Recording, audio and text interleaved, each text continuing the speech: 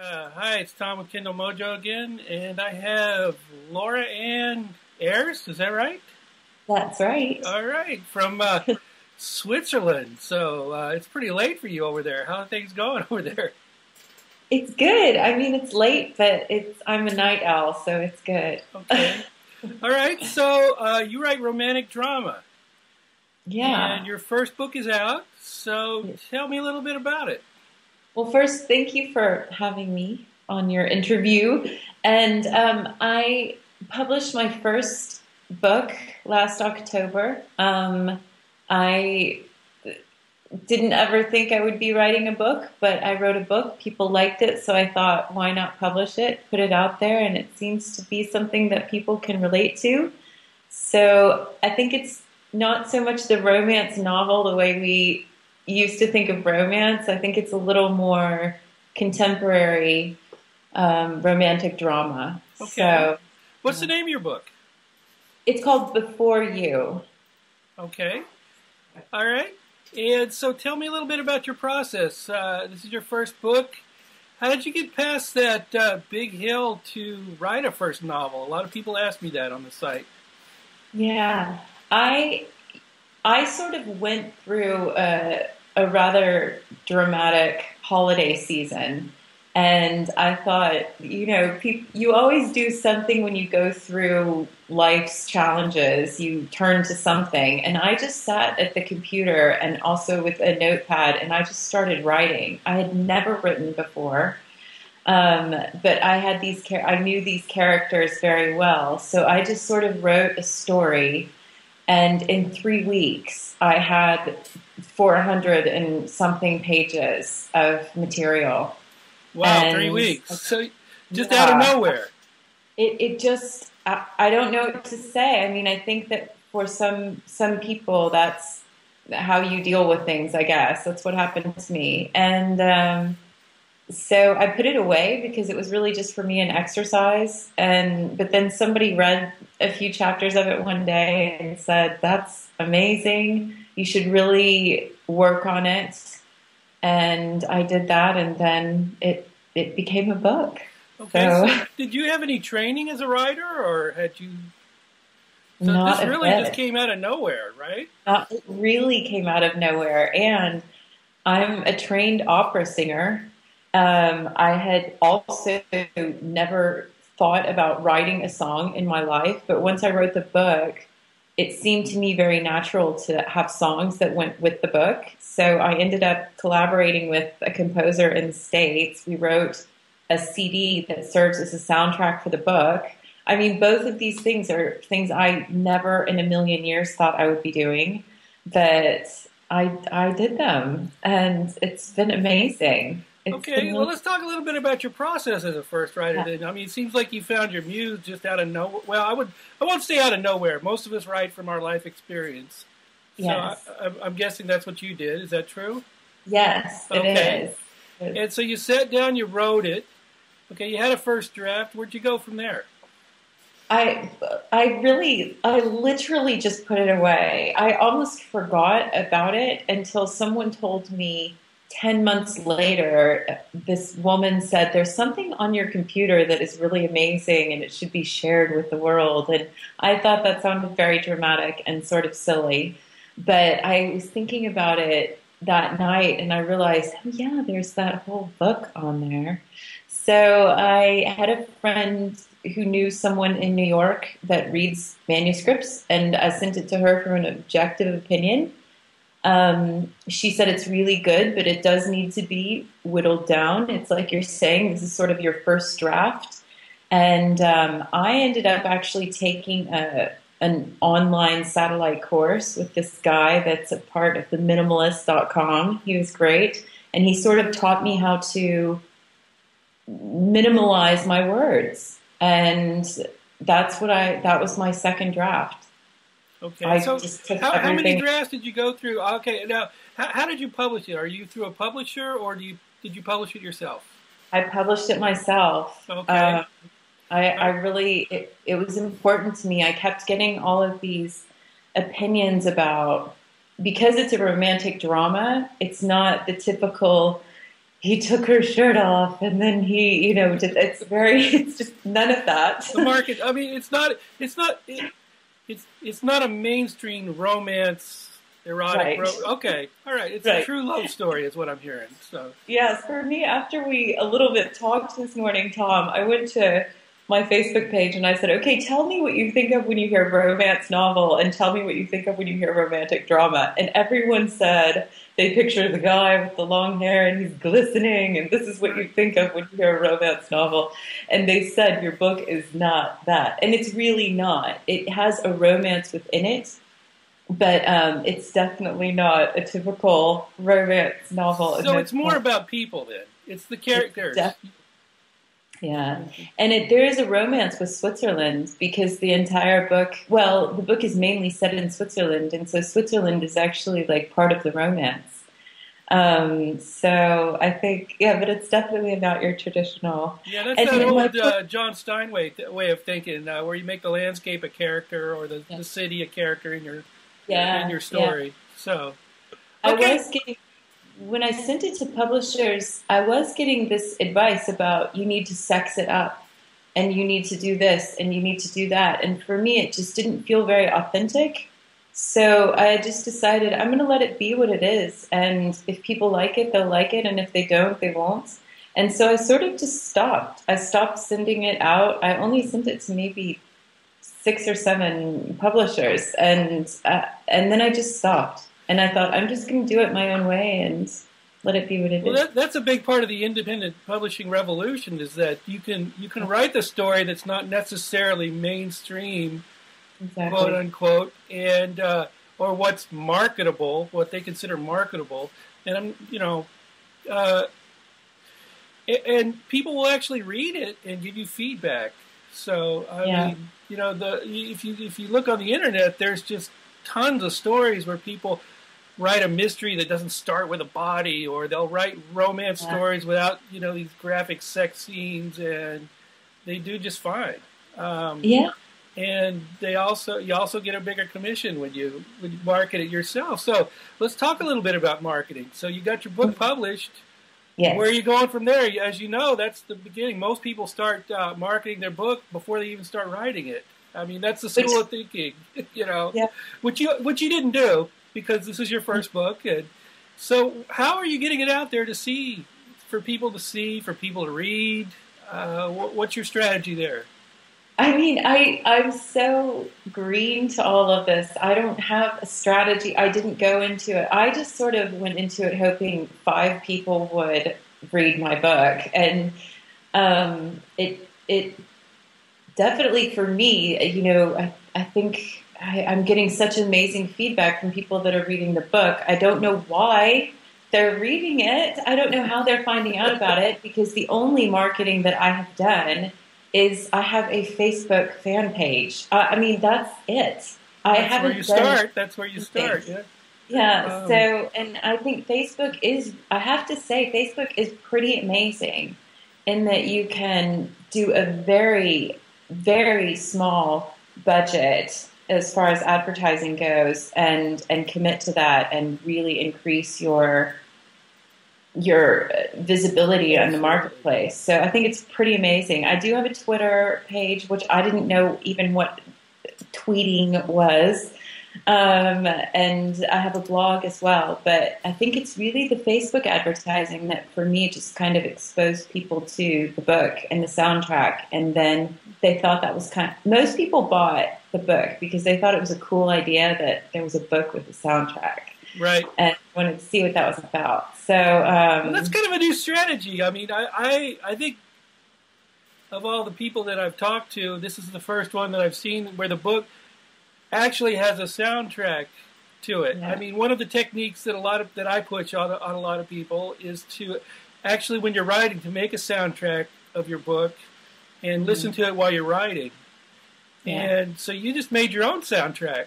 So, I did. I don't know what to say because it's a strange thing. And I've written the second book. I don't know what will happen with it, but we're writing more songs as well again. So it just seems to me they're very complimentary. I can't even read the book without hearing the songs at this point. So I Absolutely, think yeah. they go well together. So, as a So, writer, how important is it that you do other forms? I mean, writers are basically artists, and mm, a lot of them do other forms of art. yeah, Um, like I said, my friend Eric is a writer, and I interviewed him the other day. And he's also a comic book artist. I'm a photographer. I talk yeah. to writers who are into painting and all kinds of stuff like that. And so, how important is it to do other? How do you? What do you think about that as far as artists doing? I can only speak for myself. I think it's really important because especially a lot of writers that write to me, and I refer to myself as a writer in quotation marks because this is still very new to me, but a lot of people write to me because they have writer's block. And I've never had writer's block, knock on wood. And I think part of the reason that I haven't had writer's block is because if I do feel blocked, I get on a train and go to the next city to look at something, or I do tend to write a poem, or there are all of these other ways that you can tap into that artistic side without being stuck in your book or in your writing. And I think just even listening to music can conjure up some sort of thought process. Having a conversation with someone over a nice glass of wine, it doesn't have to. That's art. That can be art as well. You know, I think that's really important when you're writing. It just gives you the full experience of life instead of sort of being stuck there with a notepad and a pencil. And I think it's really important. But I can only And speak. yeah, there is this big myth that writers sit and they don't talk to anybody and they sit in a basement somewhere and write. That couldn't be farther from the truth. I don't think. How many sets of eyes saw this before you went to publishing with it? I mean, somebody asked me that the other day. I think it's so embarrassing, but I think there were probably 25 people. Why is that? Why would you be embarrassed like that by that? I mean, um, This is how you know I'm not an author. I'm a okay. writer. I'm just saying that I always encourage people to get as many people to read it before it goes to publishing as possible. I'm a very big advocate of beta readers. So Yes. I mean, there's tons of them on Kindle Mojo, and I pester them all the time. I'll tweet for beta readers. I like to have at least 50 people see my stuff before I even think about going to publishing. So Yeah. I was on a very rapid time schedule with the book that I did this to myself, and I would not do that again. And everyone was telling me, don't do that. I had 5 beta readers. They were brilliant. But I couldn't find a good editing process either. So I rushed this.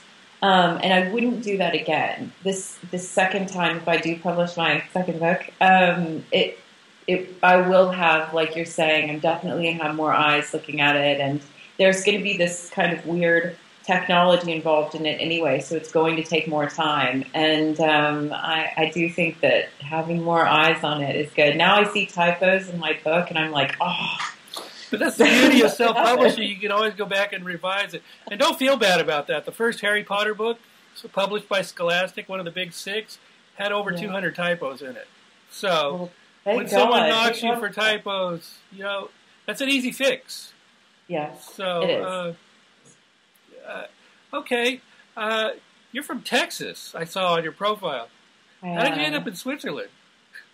Well, I came here because it's a very natural thing for opera singers to want to come to Europe and sort of establish themselves in Europe. And I came here, but I was pleasantly stuck because I love Switzerland. I'm so passionate about this country, and I feel like this was kind of my home the whole time. I love Texas and my family is there, but I'm a little bit of a liberal Democrat. So over here it's just not good in Texas.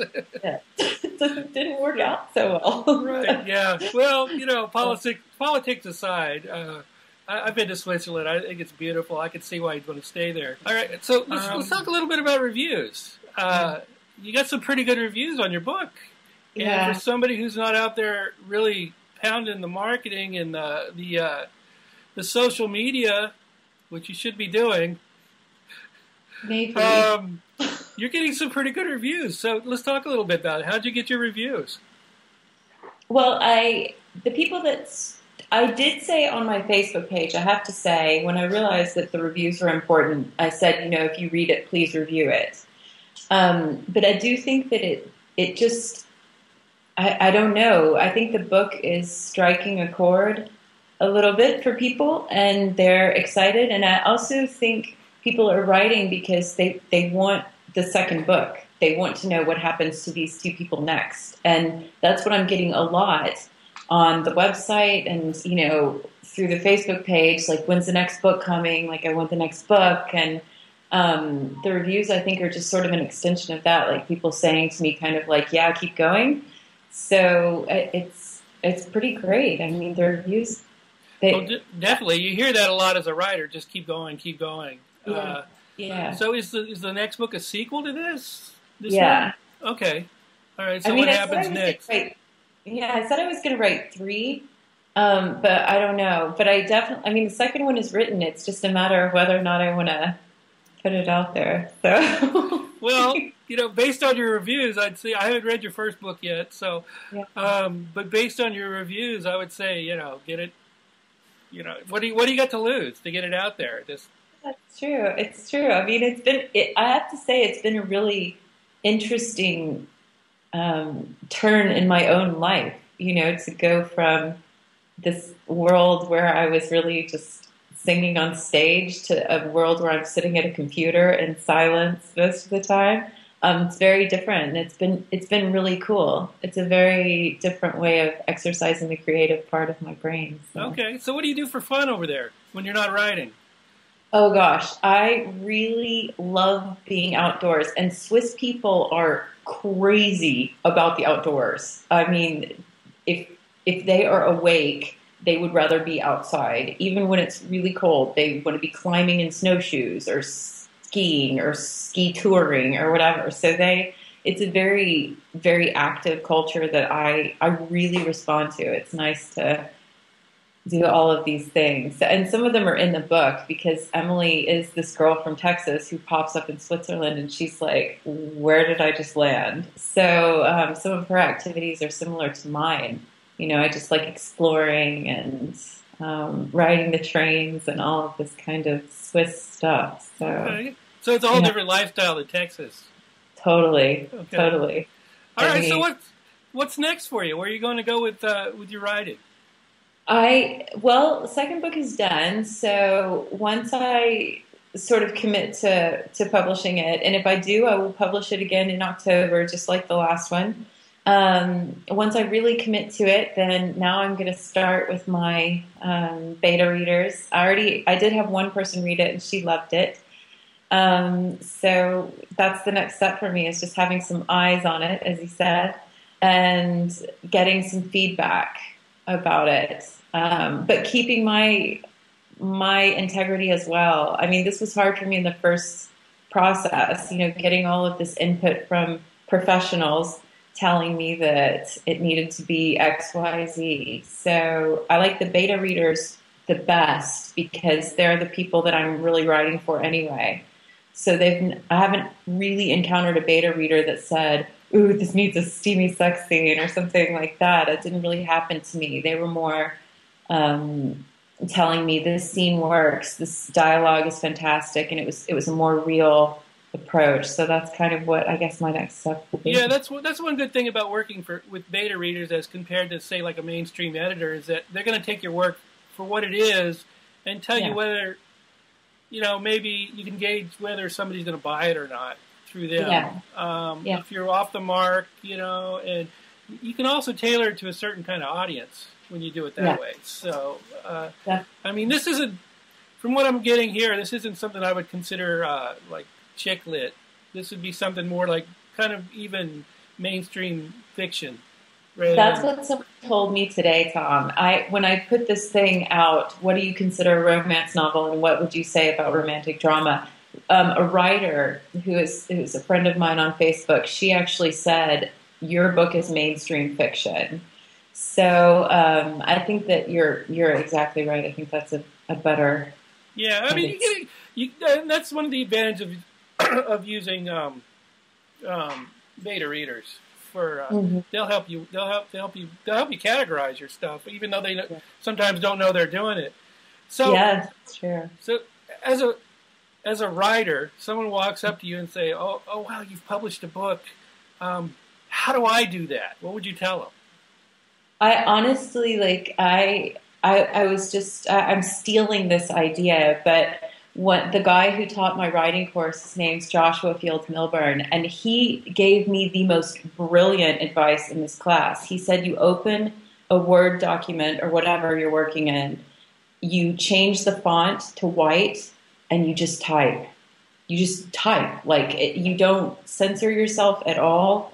Typos don't matter. Nothing matters. You just get out what you're saying. And then he said within each page of that, there's going to be one golden nugget. And well, the nugget part may be my Texan, but he did say golden something.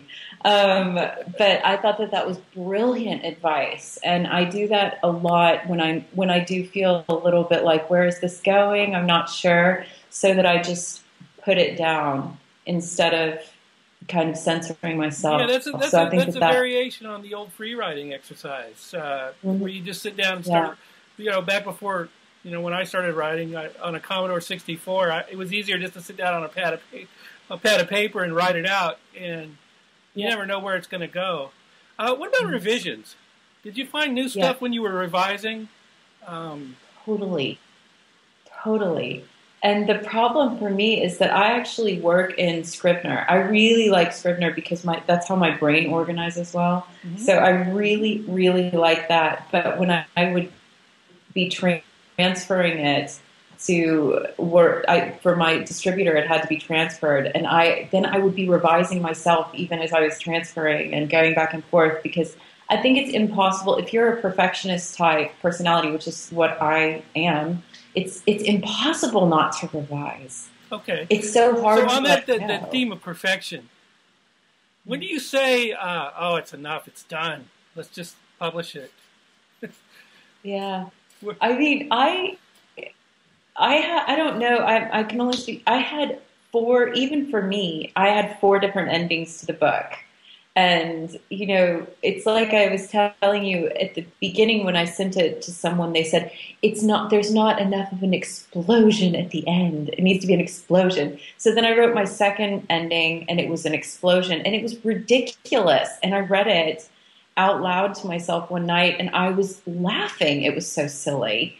So I rewrote it again, and the fourth time that I wrote the ending, that's when I knew I am done. And I felt like it was really complete. This book was complete. I really felt it. I can't explain it another way, and except that it felt like an appropriate, genuine, authentic way to end the book. Okay. And then I knew I was really done with it. Okay. Well, I For mean, we're all me. different that way. Some of us Yeah, start with an yeah. outline. Some of us just start free writing and end up with a novel. So it sounds, there is no set process to do this. So you do whatever works for you.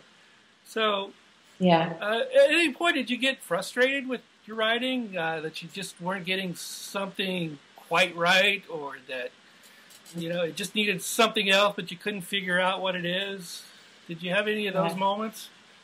I did. I have to say, though, my moments of frustration came from other people telling me, you need to do this, you need to do that, and because to make it more marketable. And I was really frustrated when I was trying to shove it into a box. I couldn't do it. And it just wasn't, I couldn't do it. It was really frustrating to me. And as soon as I sort of let go of that, that's part of the perfectionism too, right? Because we're sort of taught you have to find a book agent, and then it goes through these stages. And so once you kind of say that's just not going to happen, and you sort of let it go, and you really just put out, I think, your authentic product, I think it's better. Maybe it's not going to be, whatever your idea is of perfection, but for me, it's perfect the way it is. And that when I just said that, it let go, all of those frustrations were gone, all of them. Okay. So that's great. it's just my, and I think everything is like that. Also, my opera singing was like that as well. My moments of major frustration were when I was singing something that somebody told me was perfect for me, but it didn't feel right.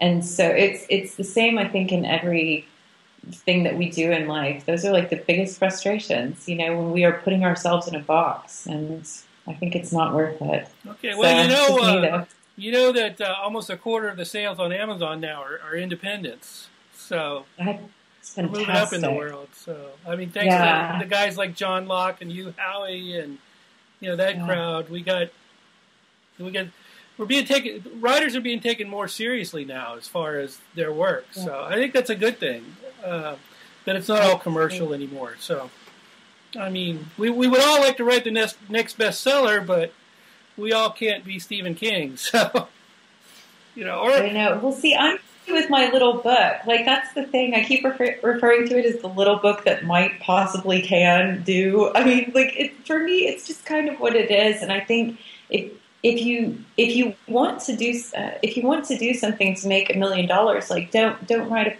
a book. I mean, you need to write a book because you have something to say, and just give it your best shot. But I mean, I don't even aspire to be something other than what I am. And if 5 people read my book and they loved it, for me, that's great. I mean, really, okay. I think that's pretty terrific. So I don't know. All right. Pretty simple girl, so, I guess. As a new writer, and now that you've got your first book out, how important is writing to you and your life now? Yeah, it's really important now. I mean, now you do kind of get the bug, especially for me, because I have these 2 characters, that are so important to me. And I don't want to let them go yet. I mean, this is why the second book was very easy for me to write, because I just felt like there was so much more for these characters. And I'm still not done with the characters. I mean, even though I wrote the second book, I still feel attached to the characters. So I think as well, for me, it seems like with my book and with their journeys, I'm still engaged in it. I can't really let them go yet. Well, yeah. That's excellent. That means there's going to be more stuff coming down. All right. So where can we find you on the web? Where's your social media? Oh gosh. I mean, I'm definitely the Facebook page, which is Before You. And I have my website, lauraannayers.com, Ayres. And I'm on Twitter at Before You Book. These will all be down in the About section, so for the viewers. Okay. Where else can we find you? I feel like that's a lot of places, Tom. I can't imagine that anyone would be interested in finding me in more places than that. I'm already tired of myself having said that. Okay. All right. Well, thanks. Is there anything else you wanted to add to this?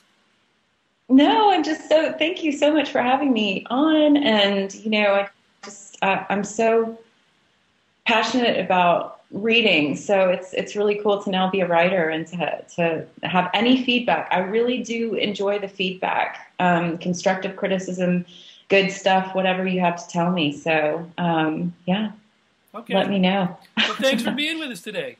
Yeah, all the way over there in Switzerland. What time is it there? I mean, it's 6 o'clock, or it's 7:30 here in New York. What time is it over there? It's 1:30. All right, we'll get some rest. Okay. I will. Thanks again for being with us.